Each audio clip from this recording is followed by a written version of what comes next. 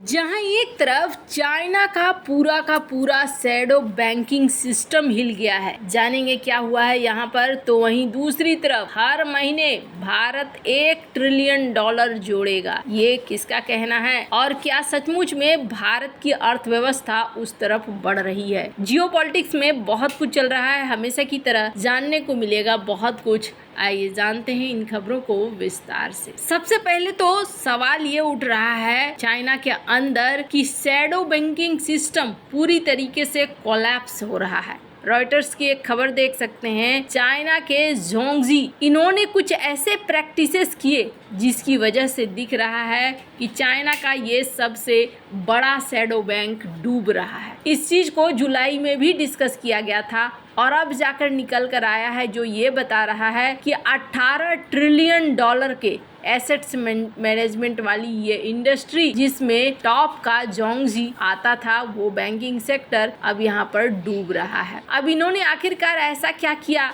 जिसकी वजह से इस फार्म के जो लाइसेंस है उसे भी रद्द कर दिया गया और अब ये फार्म कहीं की भी नहीं रह गई है। कहा जा रहा है कि शैडो बैंक बहुत ही बड़ी संख्या में एक समय में फैले हुए थे चाइना के अंदर, और अकेले को शैडो बैंक की इंडस्ट्री बोले तो ये इंडस्ट्री बहुत बड़ी थी। स्क्रीन पर एक ग्राफ देख रहे हैं, चाइना के शैडो बैंक इन्होंने किस तरीके से ग्रोथ हासिल करी थी एक जमाने में, और फिर धीरे धीरे इस शैडो बैंक में 2016 से गिरावट आनी शुरू हुई। शैडो बैंक बुरी तरीके से तबाह हुआ और शैडो बैंक के तबाह होने का मतलब है कि काफ़ी लंबे समय तक अब यहाँ पर प्रॉपर्टी का क्राइसिस उठकर फिर से ठीक नहीं होने वाला है। IMF का डेटा क्या कहता है?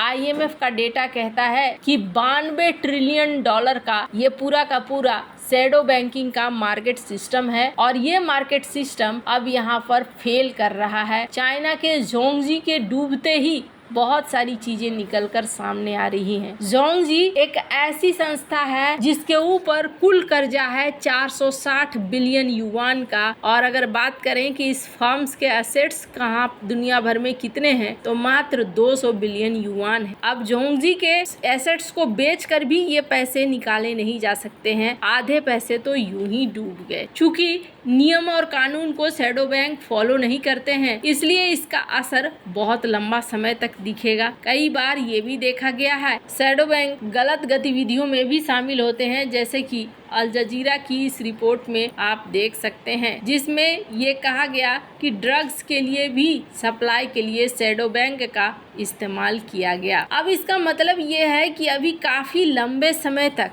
चाइना की जो इकोनॉमी है वो फिर से वापस आने से रही। जहां एक तरफ ये सब कुछ चल रहा है, वहीं दूसरी तरफ एक बड़ा ही अलग सा स्टेटमेंट दिया गया है, जिस स्टेटमेंट में ये कहा गया है कि भारत पूरी तरीके से ट्रैक पे है। हर 18 महीने में भारत $1 ट्रिलियन की GDP जोड़ने जा रहा है और 2047 तक $30 ट्रिलियन का जो इकोनॉमी है उसे वो पूरा कर सकेगा, यानी कि 20 गुना ज्यादा बढ़ोतरी ये कर लेगा। अब 20 गुना बढ़ोतरी करने के लिए भारत को हर 18 महीने में अपनी GDP में $1 ट्रिलियन जोड़ना होगा, और इस चीज को अदानी ग्रुप ये कह रहा है कि बिल्कुल सही है, हम यहाँ पर 1 ट्रिलियन अपनी GDP में हर 18 महीने में जोड़ रहे हैं। अभी जो हम देख रहे हैं ये $4 ट्रिलियन वाली कैपिटल बेस है और इसको हम बढ़ाते बढ़ाते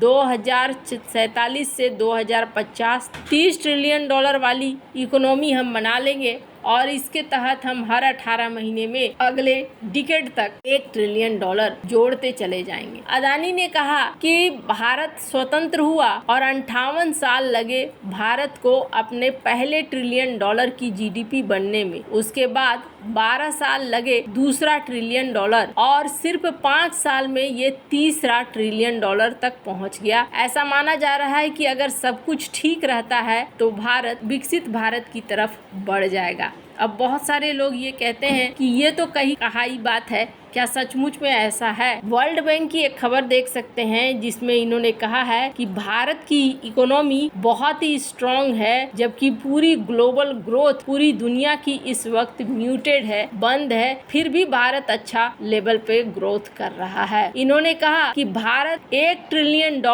मर्चेंडाइज एक्सपोर्ट करके 2030 तक हासिल कर लेगा, ये भी माना जा रहा है। भारत की जो बढ़ोतरी रेट है वो 8.2 है। मैन्युफैक्चरिंग सेक्टर में भारत ने 9.9% की बढ़ोतरी की है। अनएम्प्लॉयमेंट 8.5% तक गिरा है और वैसे यूथ के लिए अनएम्प्लॉयमेंट अभी भी 17% है। ये सारी बातें यहाँ पर वर्ल्ड बैंक के द्वारा कही जा रही है, पर इन सब में अलग ओपेक वो देश हैं जो तेल बेचते खरीदते हैं। ओपेक देशों का संगठन वो अब ये मान रहा है कि भारत बहुत तेजी से ग्रो कर रहा है और भारत की जो इकोनॉमी है वो लगभग ऐसी ही रहने वाली है, बैलेंस तरीके से ही यहाँ पर चलने वाला है। कुल मिलाकर जो भारतीय अर्थव्यवस्था के लिए फीडबैक आ रहे हैं वो फीडबैक ये बता रहे हैं कि भारत बिल्कुल ट्रैक पे चल रहा है। अगर ऐसा होता है और किसी तरह की कोई विपत्ति सामने नहीं आती है तो भारत की इकोनॉमिक ग्रोथ मेंटेन रहेगी। भारत के विकास की गाड़ी जहां अनुमान से तेज भाग रही है तो वहीं चीन के विकास दर सुस्त पड़े हुए हैं। Beijing national bureau of statistics ने सोमवार को साल की दूसरी तिमाही में